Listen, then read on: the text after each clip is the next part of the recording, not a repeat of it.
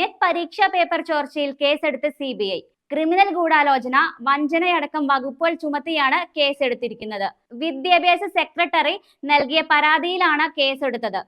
NEET പരീക്ഷയ്ക്ക് പിന്നാലെ net പരീക്ഷയിലും ക്രമക്കേട് കണ്ടെത്തിയതിനാൽ വൻ വിവാദത്തിനാണ് തിരികൊളുത്തിയിരിക്കുന്നത്. പരീക്ഷ റദ്ദാക്കിയതിന് പിന്നാലെ രൂക്ഷ വിമർശനമാണ് ഉയർന്നത്.